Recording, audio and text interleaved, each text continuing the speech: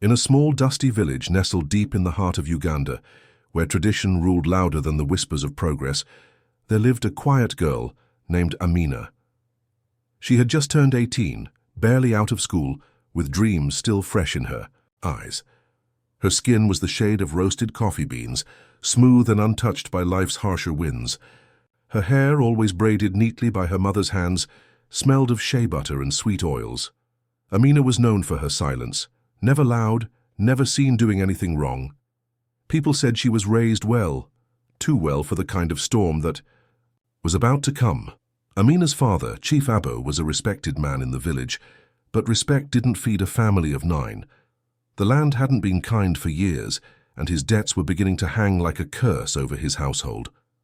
The whispers of shame were already following him, especially in the market, where people had stopped greeting him the way they used to. One day, a man arrived in their compound with a goat and a sack of maize. He wore a fine kitenge and dark glasses, that wrapped around his eyes like secrets. This was Oken. He was not unknown in the village, but he wasn't exactly one of them either. Rumor had it that he had gone blind after an illness years ago. He lived alone, inherited land from his late father, and rarely spoke unless it was about trade. He was over 40. To everyone's shock, Ochen came to ask for Amina's hand in marriage. Amina was outside, sweeping the compound, when her mother called her in with a strange expression. She entered to find her father silent, his eyes low, and the stranger sitting tall with quiet authority. The smell of sweat and tobacco filled the air, and Amina's heart started pounding without knowing why. Her mother, always the soft-spoken one, stood beside her like a pillar of fire that day. "Go to your room," she said gently, but her voice had a tension Amina had never heard before. 3 days later, it was announced. Amina was to marry Ochen. The wedding would happen within a week. Amina didn't cry at first, she just stared. She hadn't even spoken to Ochen before. The only thing she knew was that he was blind, older than her father, and she would now belong to him. Why me? She finally whispered to her mother that night, tears finally slipping. Her mother didn't lie. "Because your father owes him more than we can ever repay." The days leading to the wedding passed like a slow funeral. The village seemed divided. Some women pitied her, others said she was lucky. Blind men don't beat and he's rich. The young girls stopped talking around her.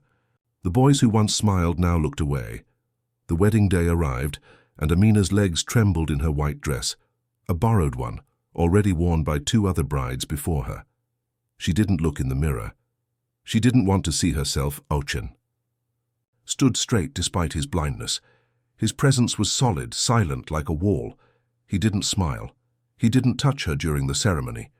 The feast was heavy with meat, laughter, and music, but none of it reached Amina's heart. And then came the wedding night. The house was dark. Oken's compound was far from the village, surrounded by trees. He had a helper, a boy named Yeko, who showed her into the bedroom and then disappeared quickly, as if embarrassed to be part of this. She sat on the edge of the bed, still in her wedding dress, unsure what to expect. Oken entered slowly, his cane tapping lightly on the floor. But what happened next wasn't what anyone in the village had imagined, and it wasn't what Amina expected either. Ocean stood at the doorway for a moment, as if he could feel her fear without needing to see her face. His cane tapped once more, then he quietly leaned it against the wall and moved toward the bed, slow but sure. He wasn't stumbling or uncertain. He moved like a man who had memorized every corner of his world, even in the dark. Amina held her breath. Her hands were shaking on her lap. She didn't know what to say. Should she speak first? Should she get up? Should she lie down? No one prepared her for this moment, but then, instead of touching her, Oken sat on the wooden chair in the corner. His voice broke the silence, low and steady. "You don't want to be here. I can feel it." Amina blinked, startled.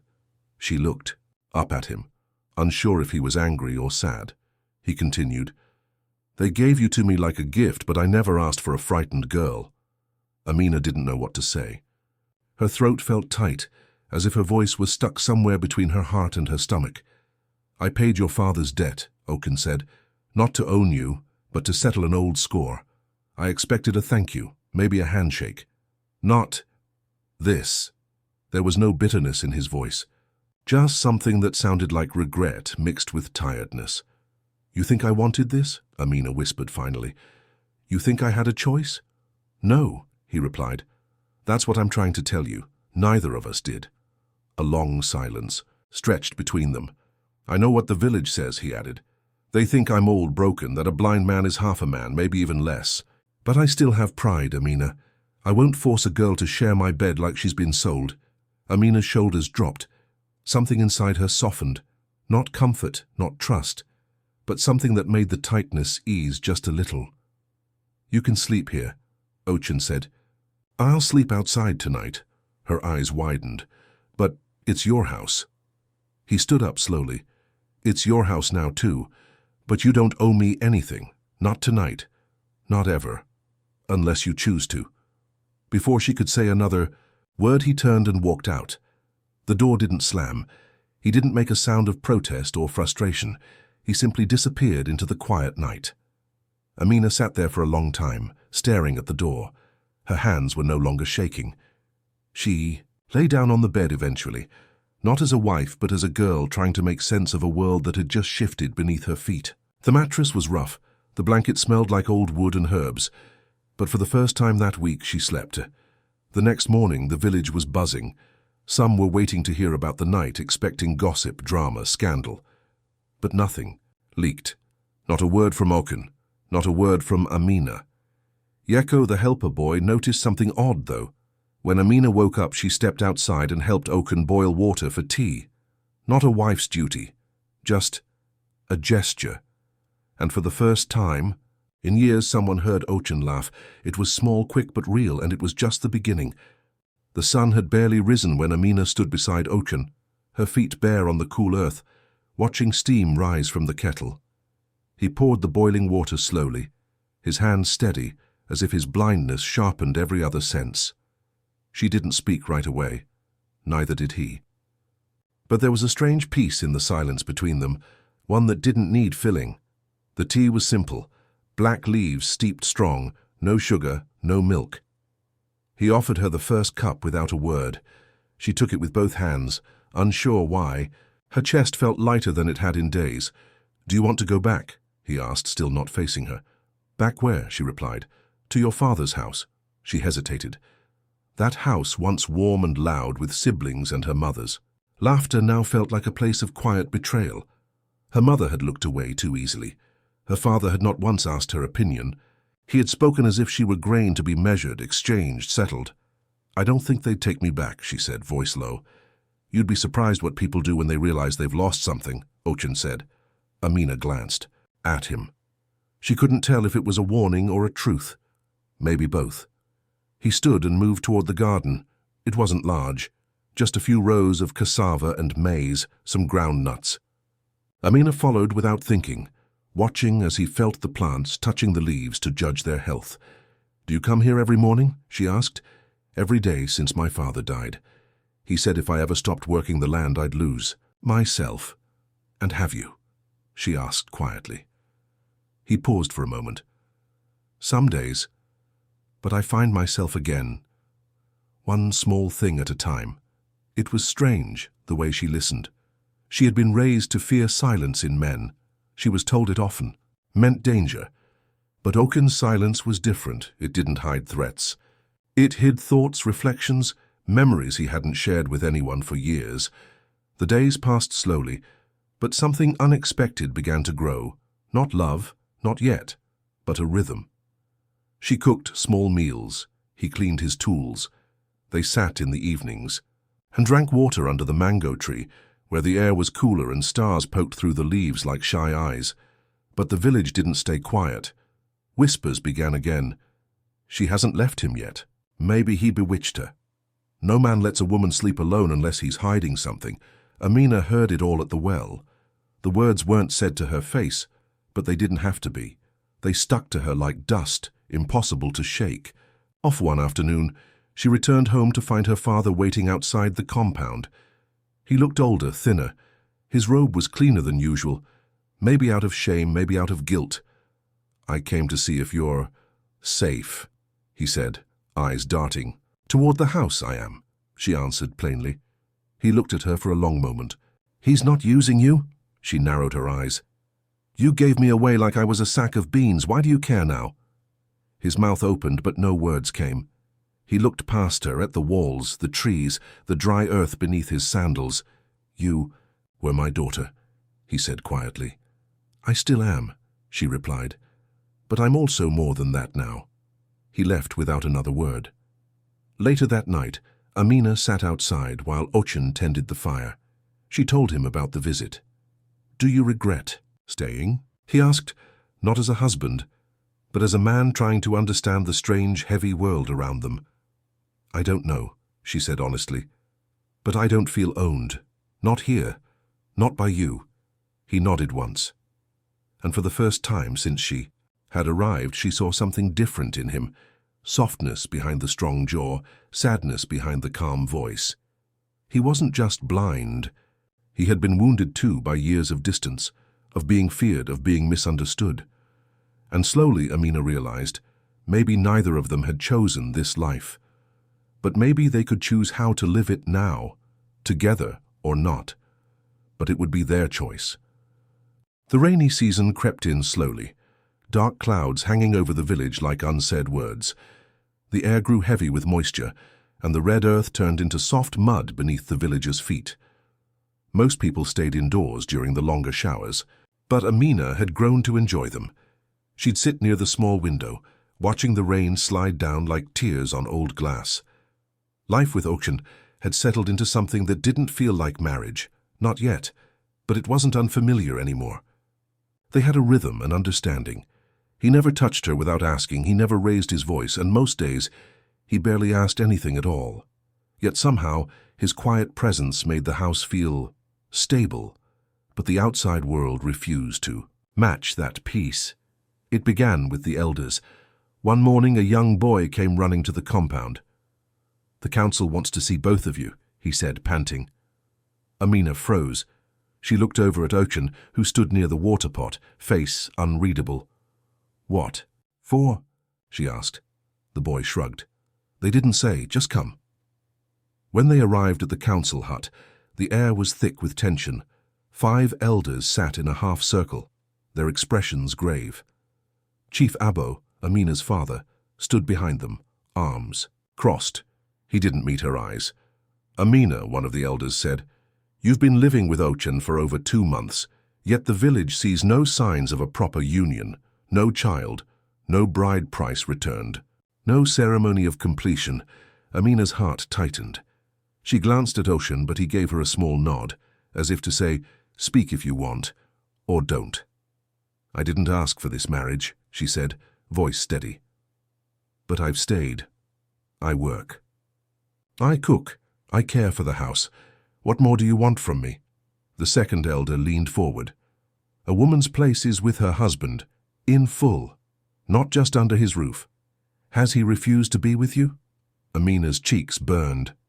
He's shown me more respect than anyone else in this village, the elder scoffed. Respect doesn't bring children. It doesn't continue a bloodline.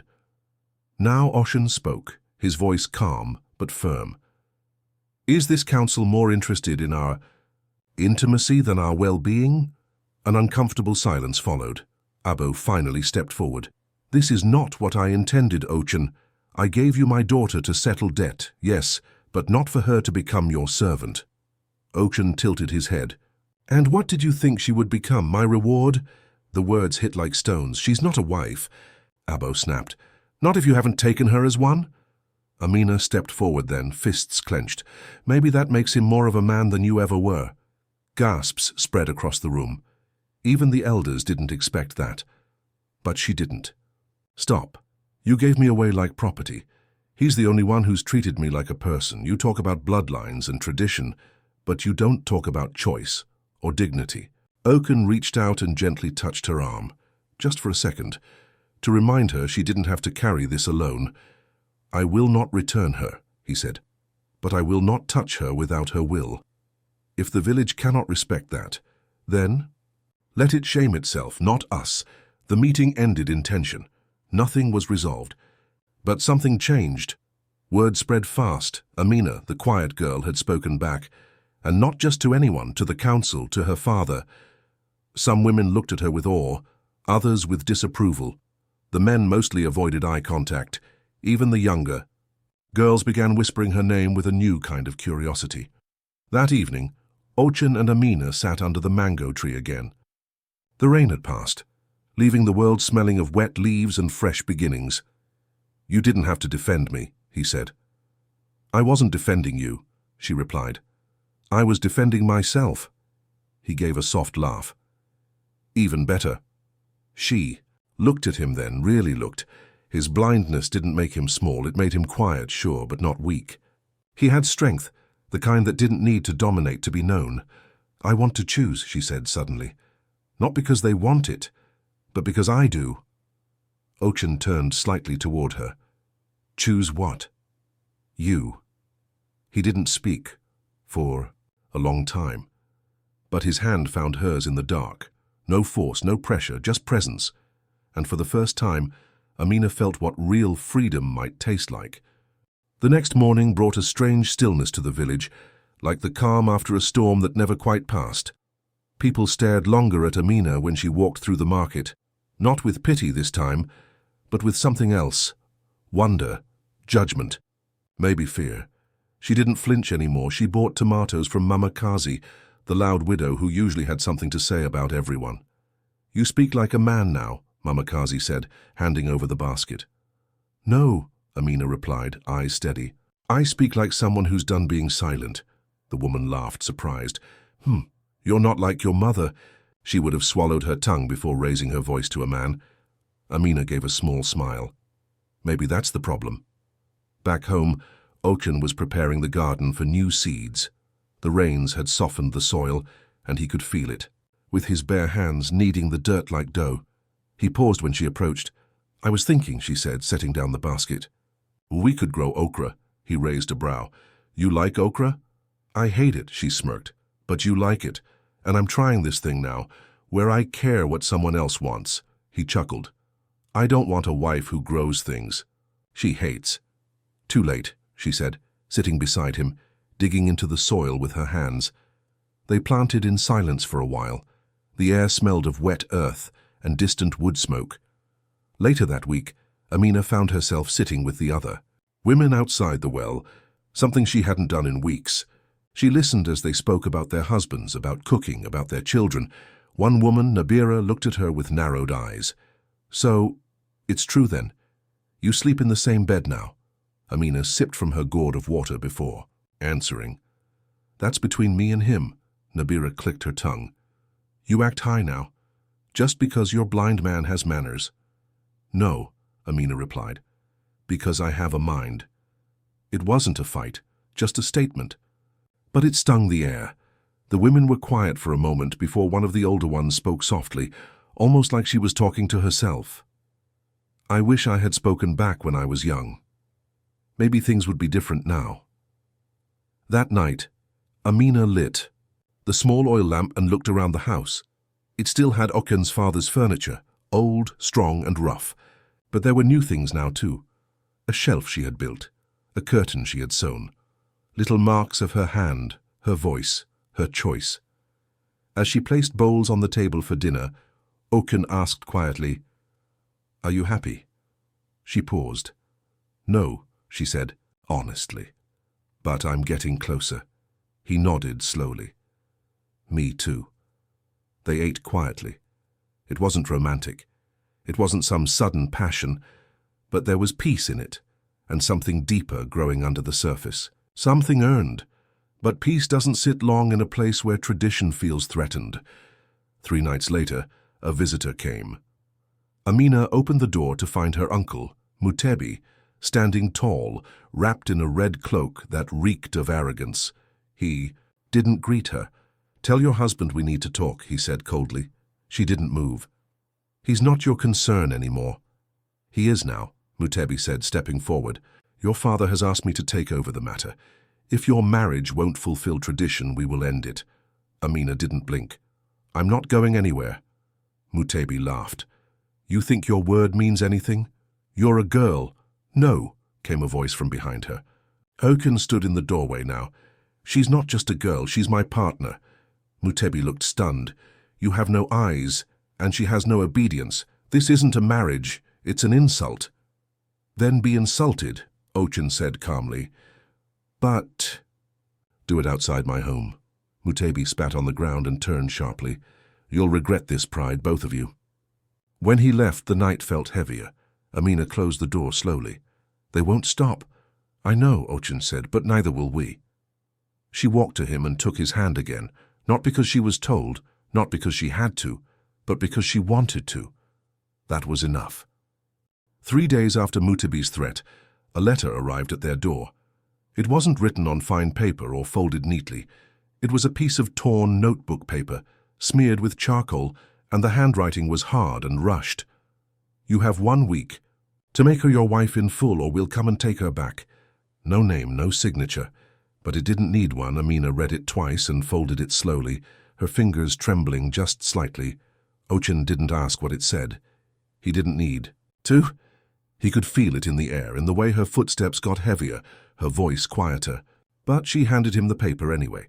He ran his fingers over the edges, held it for a moment, and then folded it again with calm that almost felt unreal. I thought maybe they would stop, she said. He shook his head. They don't know how. That night, neither of them slept much. Amina sat outside on a small stool, watching the moon slip between the clouds. She could hear the insects in the trees, the rustling of animals, the steady breathing of the land. Everything was alive, except her thoughts. They felt stuck, trapped between fear and defiance. In the morning, she went to the women's gathering again, this time not to draw water or talk, but just to be among people. She needed to see faces. She needed to know who looked at her like a friend, and who looked like they already knew about the letter. Surprisingly, Mama Kazi spoke first. They sent you something, didn't they? Amina didn't answer, just nodded slightly. They did that to my cousin once, the older woman said, voice lowering. She refused a marriage and ran. Her brothers found her in another district, brought her back like a goat. Her life was never hers again. The group fell quiet. Another woman, younger, not much older than Amina, leaned in. But you didn't run, you stayed, you made something. Amina looked at her. And yet they still want to rip it apart. They're scared, Mama Kazi muttered. You've become something they can't name. Back at home, Ochen was smoothing out an old mat. When Amina returned, he asked her a question she didn't expect. If you wanted to leave, would you want me to come with you? She turned toward him, her heart skipping. What? If you wanted to leave this village, start fresh, somewhere they don't care about bride prices or old debts, would you take me? Amina looked at him, really looked. His sightless eyes, the soft crease on his forehead, his calm voice that always made her feel like the world wasn't ending. I would, she said. He nodded once. Then we plan. They packed only what they needed, some dried maize flour, 2 water gourds, a few changes of clothes, and seeds wrapped in banana leaf. They didn't talk about where they would go yet. Just that they would go. But before they could even take the first step, the blow came. That evening, while Oken was resting, Amina stepped outside to check the firewood. She didn't hear them until it was too late. 3 men, faces wrapped in cloth, arms strong and sure. They grabbed her fast. One held her mouth, another tied her hands. She kicked. She screamed through the gag. But it was the third man, the one who said nothing, that terrified her the most. He didn't act like a kidnapper. He acted like someone on a mission. Just before they dragged her into the trees, she heard Ochen's voice from inside. Amina, then a shout, then chaos. She twisted her body hard and bit the hand that covered her mouth. The man screamed. She kicked another in the shin just as Oken came out. Blind but wild with instinct, he ran straight toward her voice. One of the men tried to push him down, but Oken held his ground, swung wildly, and caught someone in the ribs. Amina broke free for a second, just long enough to grab a stone and hit one of them across the face. They scattered then, panicked, confused by the fight they didn't expect. She fell into Oken's arms, breathless and shaking. He held her close, whispering, "You're safe now. I'm here." But they both knew the truth. They weren't safe. Not yet. And now it was war. The next morning arrived with a stillness that didn't feel peaceful.